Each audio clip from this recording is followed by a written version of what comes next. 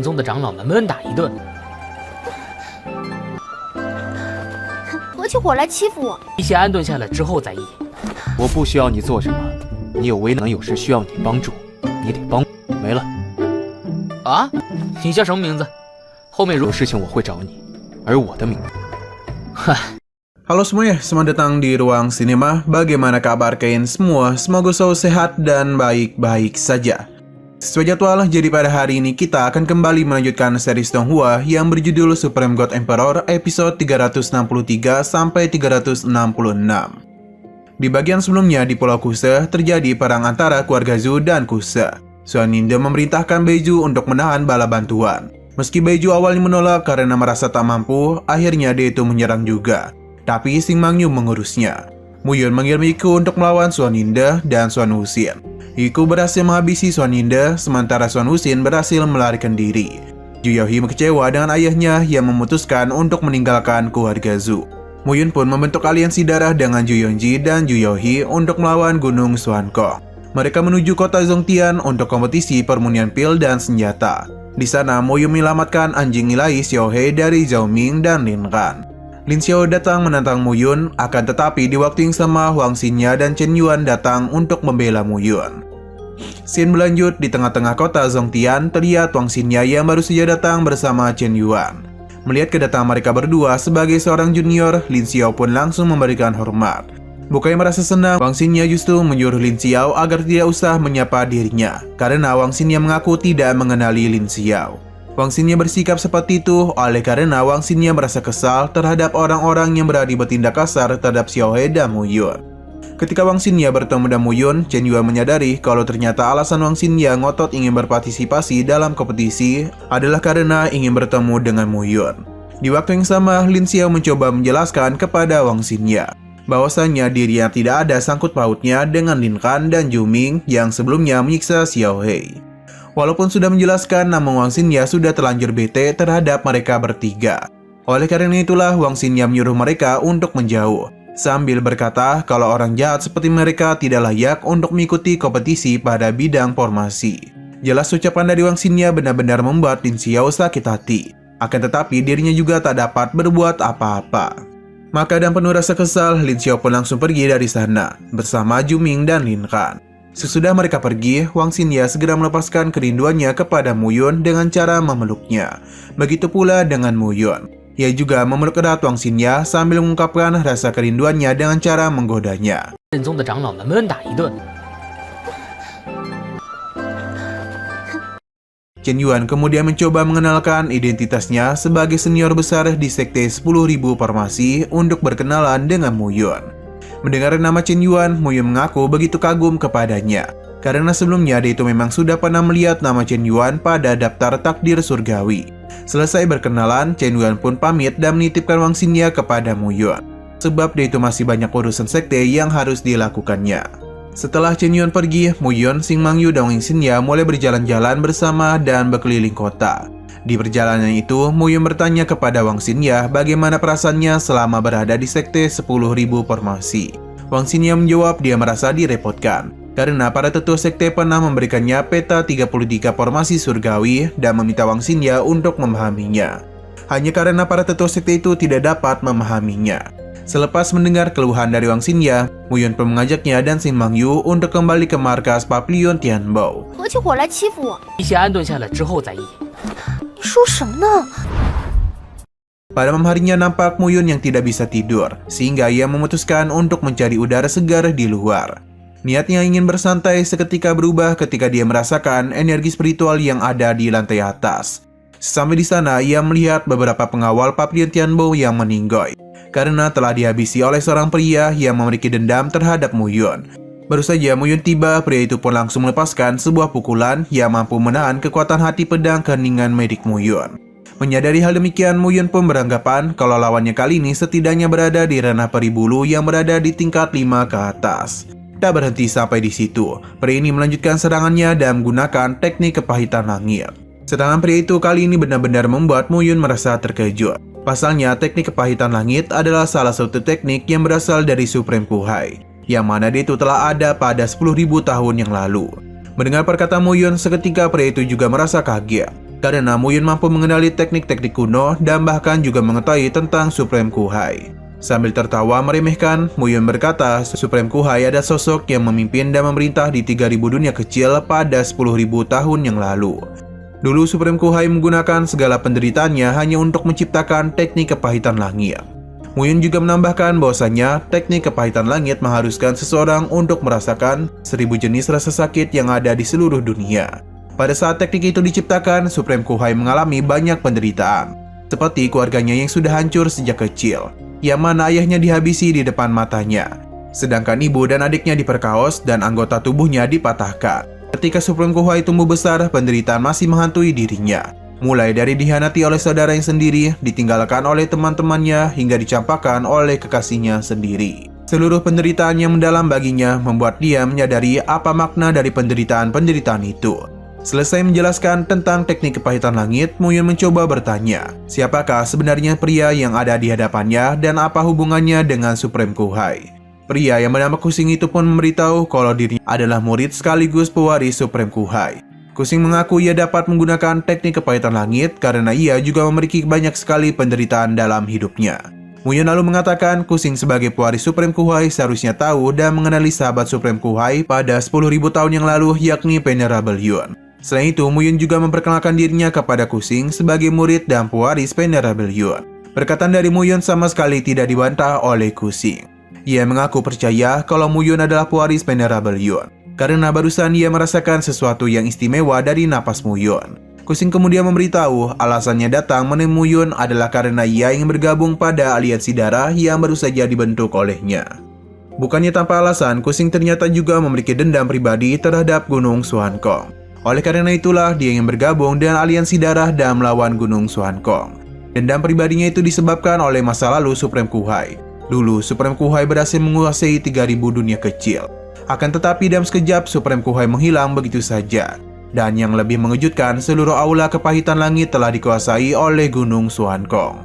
Sebagai pewaris Supreme Kuhai, Kusing sangat bernafsu untuk membalaskan dendam Supreme Kuhai kepada Gunung Suankong.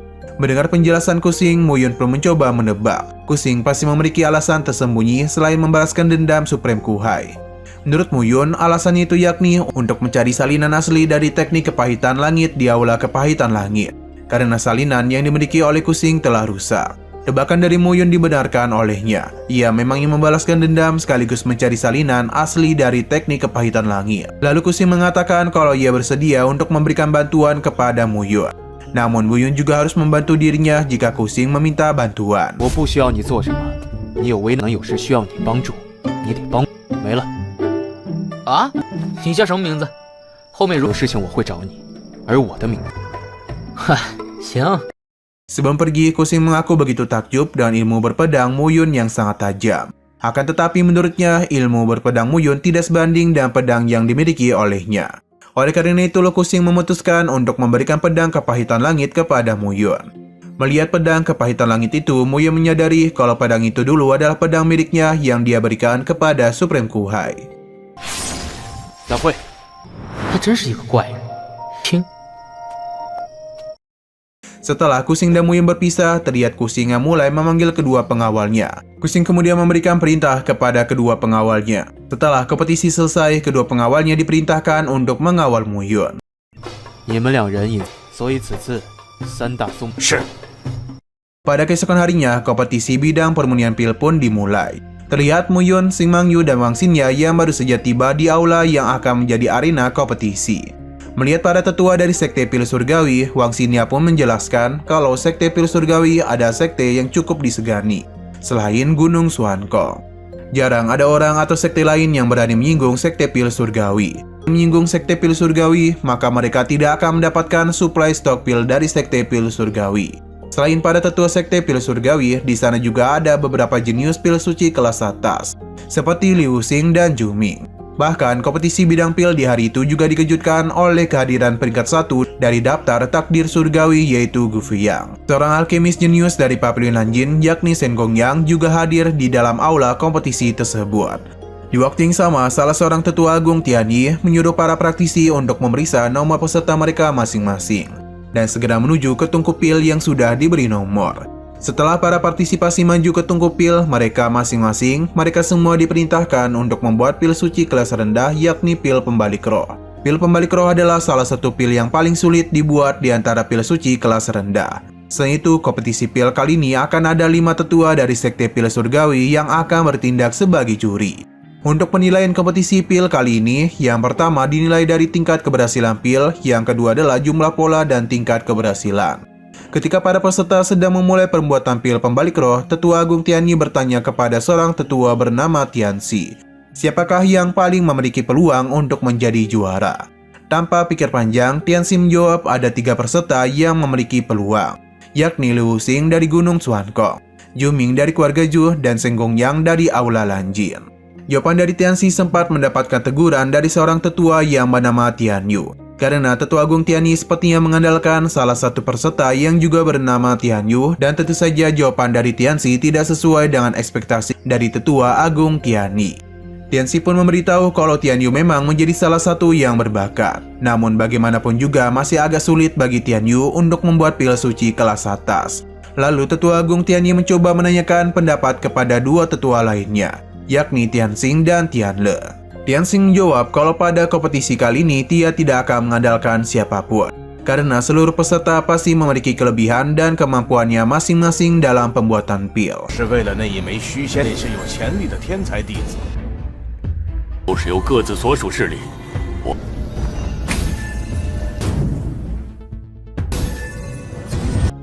Di tengah-tengah pembicaraan para tetua, salah seorang peserta bertanya kepada Tetua Agung Tianyi, mengapa tidak ada bahan rumput tembakau es dalam permurnian pil pembalik roh? Padahal rumput tembakau es digunakan untuk memurnikan pil tersebut. Selain itu, beberapa peserta lainnya juga setuju dengan pertanyaan barusan. Menurut mereka, alih-alih menyediakan bahan yang penting seperti rumput tembakau es, sekte pil surgawi malah menyediakan bahan yang kurang berguna, seperti bunga matahari putih dan giok ginseng. Mendengar pertanyaan itu, Muyun mulai berbicara di dalam hati. Dia berkata kalau pil pembalik roh memang tidak memerlukan rumput tembakau es. Sebaliknya, menurut Muyun, kombinasi bunga matahari putih dan giok ginseng sangatlah berguna untuk membuat pil pembalik roh.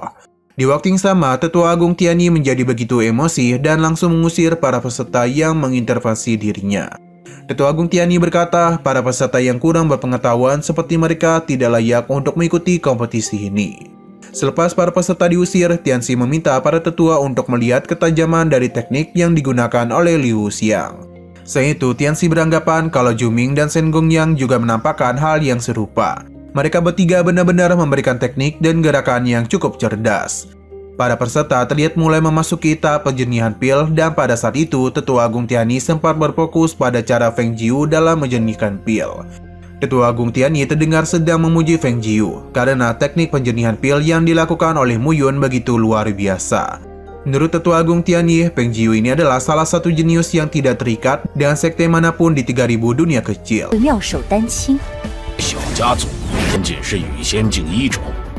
Sewaktu para peserta sedang sibuk melakukan penjernihan pil, tiba-tiba saja Liu Xing menantang Muyun untuk beradu dalam penilaian pola dan jumlah pil. Mendengar tantangan Liu Xiang, Muyun pun memberitahu kalau dia masih belum setara dengan dirinya. Setelah beberapa saat, secara mengejutkan tungku pil milik salah satu peserta bernama Feng Jiu meledak, sehingga Feng Jiu pun dinyatakan gagal dalam kompetisi pil. Melihat kegagalan Feng Jiu nampak menjadi sedikit kebingungan. Pasalnya dia itu sangat terampil dalam penjernihan pil. Lantas bagaimana bisa Feng Jiu gagal dalam tahap penjernihan pil? Pertanyaan-pertanyaan itu membuat Muyun beranggapan sepertinya Feng Jiu sedang mencoba sesuatu yang baru untuk meningkatkan keterampilan penjernihan pilnya. Merasa begitu tertarik dengan Feng Jiu, Muyun pun menyuruh Xing Mangyu untuk mengawasi dan mencari tahu tentang Feng Jiu. Ketika hari sudah mulai gelap, nampak Tianyu dari sekte pil surgawi akhirnya selesai memurnikan pil pembalik roh dengan 8 pola. Pada saat yang bersamaan, Juming juga berhasil menyelesaikan permurniannya dengan 9 pola pada pil pembalik rohnya. Juming nampak merasa berbangga dengan dirinya yang berhasil membuat pil pembalik roh 9 pola. Cukup wajar dia merasa bangga karena 9 pola pada pil pembalik roh sangat sulit untuk diciptakan. Bahkan pil pembalik roh 9 pola tidak bisa dibandingkan dengan 10 pola pada pil pengumpulan hati 7 lubang buatan Muyun. Meskipun begitu, keduanya berada pada kelas yang sama, yakni pil suci kelas rendah. Tetapi keduanya berada pada tingkat yang sama. Pada momen yang serupa, rasa bangga yang dimiliki oleh Zhuming seketika dipatahkan oleh keberhasilan Liu Xing dalam memunikan 2 butir pil pembalik roh dengan 9 pola. Hal ini tentu saja membuat Zhuming kalah jika dibandingkan dengan Liu Xiang. Sebab Zhuming hanya memunikan 1 pil saja, sedangkan Liu Xiang 2 pil. Tak lama kemudian, seluruh aula dikejutkan dengan keberhasilan Shen Gongyang yang memunikan 5 pil pembalik roh dengan 10 pola.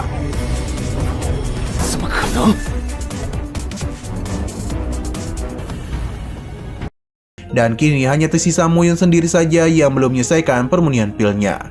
Awalnya Liu Xiang dan yang lainnya sempat menjelek-jelekan Mo Yun karena dia itu tak kunjung memperlihatkan hasil permuniannya. Hingga padanya seluruh aula terguncang dengan perasaan yang sangat terkejut. 你懂什么叫练丹吗？睁大你的狗！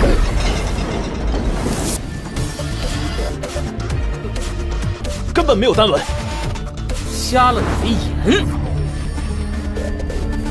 Ketika melihat 10 pil pembalik roh dengan 18 pola. Pada saat itu, Tetua Agung Tianyi langsung mendekati Mo Yun dan memberitahu bahwa ia pernah membaca sebuah buku permunian pil. Di dalamnya tertulis kalau pil suci adalah pengumpulan energi spiritual langit dan bumi. Di antara langit dan bumi, pola pil tertinggi bukanlah 10, melainkan 18, yang disebut sebagai 18 jalan agung. 18 jalan agung itu adalah penyebaran 9 pola pil dan merupakan manifestasi kualitas pada sebuah pil. Dengan kata lain, hal itu menunjukkan bahwa pil pembalik roh yang dimurnikan oleh Mo Yun tidak hanya sempurna dalam penggunaan bahan, teknik, dan suhu api, serta semua langkah pemurnian pil juga telah mendekati kesempurnaan. Menurut Tetua Agung Tianyi, di 3000 dunia kecil, pil dan 18 pola jalan agung sudah dianggap sebagai sebuah keajaiban yang luar biasa. Terlebih lagi, pil dengan 18 pola jalan agung ini sudah tidak pernah terlihat lagi selama ribuan tahun. Tetua Agung Tianyi kemudian mulai memukupkan badannya dan memberikan rasa hormat kepada Mo Yun. 不敢。小子还有8纹圣丹，也是运气好。 Melihat hal demikian, tentu saja Liu Xiang menjadi begitu kesal dan berjanji akan melampaui Mo Yun pada babak pemurnian pil suci kelas menengah besok hari. Mendengar perkataan Liu Xiang, Mo Yun justru tidak menanggapinya secara serius, dan dia itu malah mencoba mengolok-ngoloknya. Setelah itu, Tetua Agung Tianyi mulai mengumumkan pemenang pada babak pertama kompetisi permunian pil, yakni adalah Mo Yun. Untuk para peserta yang gagal memunikan pil pembalik roh seperti Feng Jiu, mereka tidak dapat mengikuti babak kedua. Selesai pengumuman kemenangan, Mo Yun langsung pergi bersama Wang Xinye menuju markas Pavilion Tianbao. 那是自然，不过先进4重，炼制中品圣。我早有准备。师弟何必动？ Nah, sayang sekali episode pada hari ini pun harus bersambung dulu. Oke, sekian dulu pada video kali ini. Untuk video selanjutnya akan segera hadir. Jadi bagi kalian yang ingin mengikuti series ini, langsung saja klik subscribe dan aktifkan loncengnya. Terima kasih yang sudah menonton video sampai habis. Jika kalian suka pada video ini, klik like dan share ke teman-teman kalian tentang channel ini. Dan ditunggu aja kelanjutannya. Oke, sampai jumpa di video selanjutnya.